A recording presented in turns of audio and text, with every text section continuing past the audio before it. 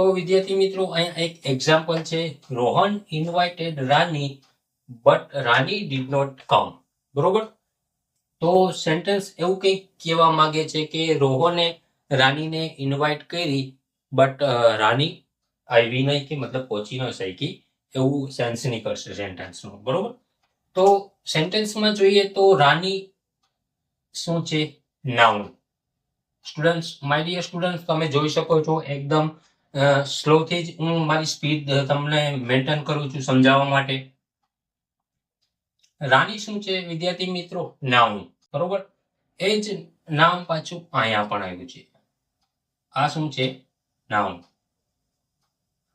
તો વિદ્યાર્થી મિત્રો, રાની એક વખત સેન્ટેન્સમાં આવી ગયું, એ જ સેન્ટેન્સમાં પાછું રિપીટ થાય છે, સેમ નાઉન. બરોબર. તો વિદ્યાર્થી મિત્રો, સેમ નાઉન. બરોબર. શું છે? આ પણ એક નાઉન જ છે. બરોબર. તો Rohan invited Rani but Rani did not come. હવે ઇંગ્લિશ છે, એક લેંગ્વેજ છે. બરોબર. સબ્જેક્ટ તો છે નહીં વિદ્યાર્થી મિત્રો, તમને ખ્યાલ છે. મેં આગળ પણ ઘણા બધી વિડીયોઝમાં હું કહું છું આપણે લેંગ્વેજની રીતે જ શીખીએ તો વધારે અનુકૂળ રહેશે.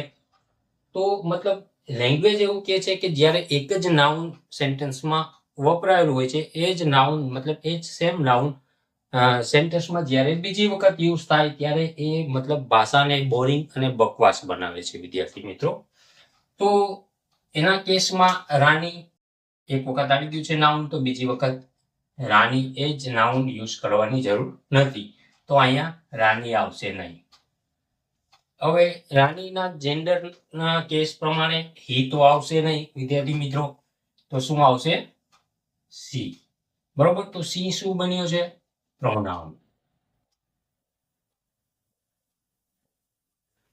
તો વિદ્યાર્થી મિત્રો, આના ઉપરથી આપણે શું શીખ્યા કે જ્યારે સેન્ટેન્સમાં નાઉન એક વખત એ જ નાઉન જ્યારે બીજી વખત રિપીટ થાય છે સેમ નાઉન, ત્યારે એ નાઉનને મતલબ રિપીટેશન દૂર કરવા માટે આપણે એની જગ્યાએ પ્રોનાઉન યુઝ કરીએ. તો આ સ્ટેપ 1 માં શું શીખ્યા? આ સ્ટેપ 1 છે વિદ્યાર્થી મિત્રો.